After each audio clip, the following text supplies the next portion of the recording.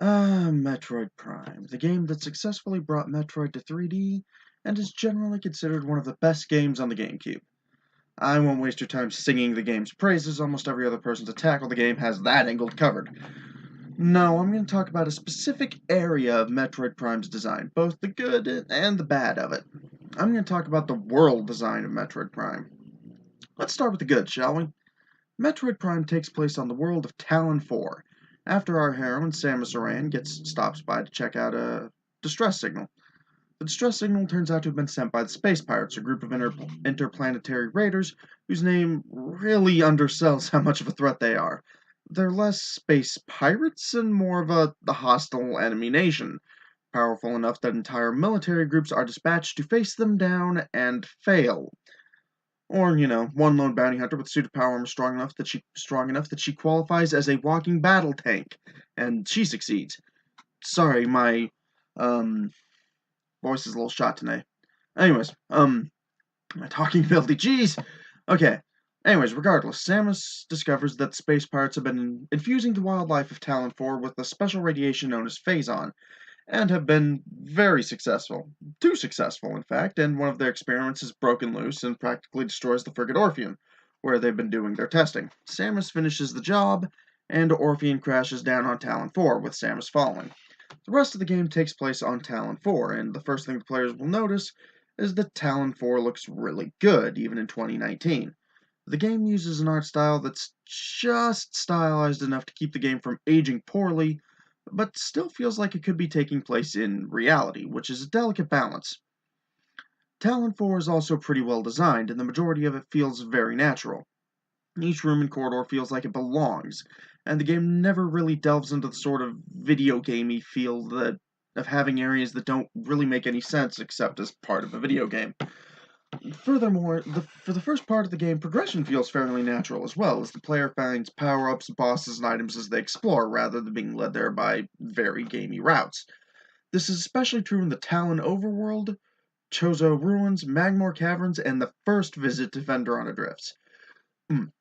This natural feeling of progression lends the game a very natural momentum, and the player feels like a brave explorer, finding new secrets as they go. Unfortunately, this feeling doesn't last, and when the world design of Metroid Prime starts to fall apart, it falls apart hard. Right after you get the boost ball from Fendrana Drifts, you're expected to go all the way back to Talon Overworld to pick up the space jump boots. The problem is, the player is never really given an indication of why they would want to do this, at least not a natural indication. This is where Metroid Prime's hint system really starts to come up, as it points out areas for the player to go in order to progress.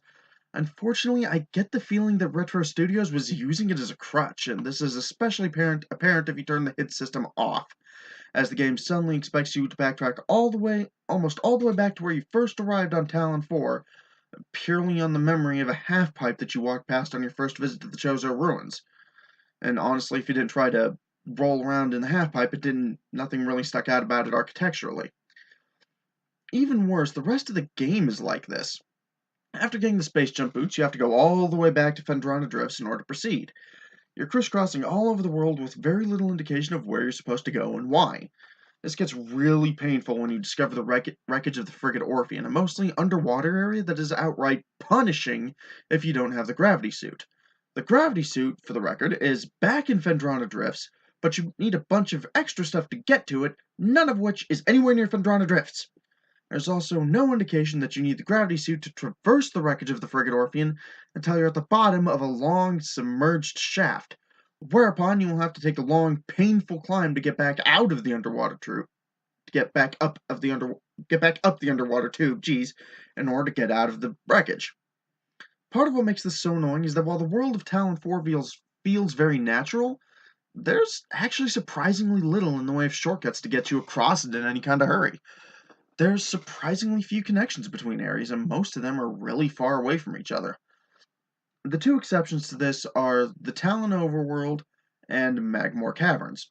However, most of the Talon Overworld connections are pretty far away from everything of note, and are mostly used for your first trip into a new area.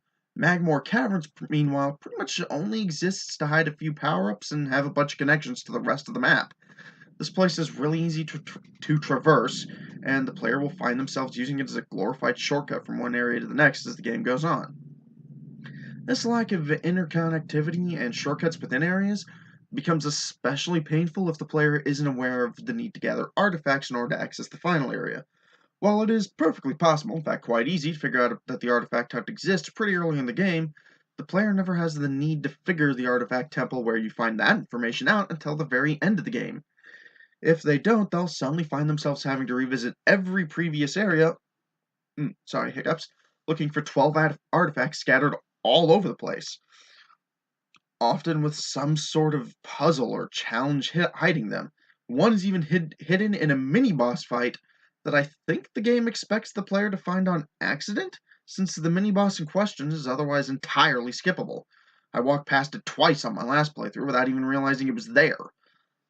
Now, to be clear, none of this breaks the game. I still enjoy Metroid Prime, and while the backtracking in the game is a particularly painful example of backtracking, I don't think it makes the game unplayable. However, I think it is important to look at why this aspect of the game's design falls as flat as it does in the game's second half.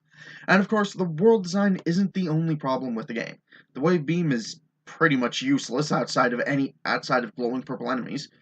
The first run through the phase-on mines is obnoxiously difficult. Vision Metroids in the last area are annoying as hell, and the Impact Crater as a whole is one of the worst final areas I've ever seen in a game. However, the reason the world design tends to stick out as a problem to me, in addition to the lack of shortcuts and whatnot to make the backtracking easier, Metroid Prime uses the control scheme of a first-person shooter almost perfectly. However, most first-person shooters and the control scheme used in Metroid Prime aren't that conducive to exploration. The problem is that compared to most of the 2D Metroids, in Metroid Prime, Samus feels heavy. She's not as mobile as she normally is, and it makes exploring itself not as engaging as it is in a 2D Metroid. This isn't normally a problem because the rest of the game's strengths make up for this weakness, but it starts to really becomes highlighted in the game's second half, and especially for the artifact hunt. However, as I said, none of this breaks the game, and while I do consider the lack of interconnectivity or shortcuts, combined with the clunkier movement for 3D to be one of the game's biggest flaws, Metroid Prime is still a really good game. But, like I keep pointing out whenever I talk about games that people treat like they'll die if they're not lavished in enough unyielding praise, every game has flaws, and we do more harm than good by not talking about them. This has been For Fun and Profit, and I will see you all next time. Thank you, and good night, folks.